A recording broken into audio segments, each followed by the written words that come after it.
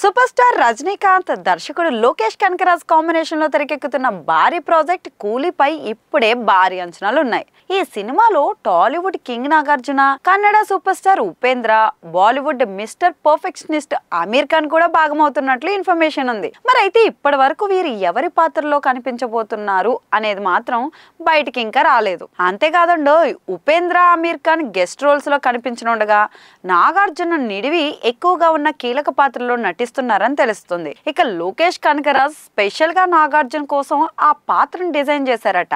ఆయన నొప్పించడానికి చాలా ప్రయత్నాలు కూడా చేశారట.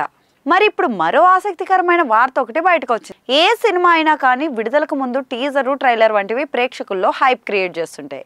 కానీ లోకేష్ మాత్రం ఈసారి డిఫరెంట్ గా స్ట్రాటజీ ప్లాన్ చేస్తున్నాడు. ట్రైలరు, టీజరు ఏమీ విడుదల చేయకుండా డైరెక్ట్ సినిమాని థియేటర్లోకి రిలీజ్ చేయడానికి అనే ఆలోచనలో ఉన్నాడు. మరి ఇది రజనీకాంత్ సినిమా కాబట్టి ట్రైలర్ లేకపోయినా ఫ్యాన్స్ అయితే థియేటర్లకు క్యూ కడతారని అతనికి ఒక నమ్మకం ఉంది. మరీ ముఖ్యంగా నాగార్జున, ఉపేంద్ర, ఆమీర్ ఖాన్ వంటి స్టార్ కాస్టింగ్ సినిమాకు మరింత క్రేజ్ తీసుకొస్తుందనే నమ్మకంతో డైరెక్టర్ థియేటర్ రిలీజ్ అయితే ప్లాన్ చేస్తున్నారట. ఈ ప్లాన్ కు నిర్మాతల సమ్మతిని పొందేందుకు లోకేష్ ప్రయత్నాలు చేస్తున్నట్లు టాలీవుడ్ వర్గాల్లో చర్చ జరుగుతుంది. ఒకవేళ నిర్మాతలు ఓకే అంటే ట్రైలరు, టీజర్ లేకుండా కూలీ నేరుగా ఆగస్టు 14న థియేటర్లోకి విడుదలయ్యే అవకాశం ఉంటుంది. ఇదే రోజున ఎన్టీఆర్, హృతిక్ రోషన్ నటిస్తున్న వార్ 2 కూడా పాన్ ఇండియా స్థాయిలో రిలీజ్ కాబోతోంది. మరి ఈ సినిమాలో శృతి హాసన్ నటిస్తుండగా పూజా హెగ్డే స్పెషల్ సాంగ్ లో కనిపించనుంది. మొత్తానికి రజనీకాంత్ వీరాభిమాని అయిన లోకేష్ ఈ సినిమాను సాంప్రదాయాలు, త్రికరణ శుద్ధిగా మార్చి ఒక సరికొత్త ఎక్స్పీరియన్స్ గా తెరపైకైతే తీసుకురాబోతున్నట్లు అర్థమవుతుంది.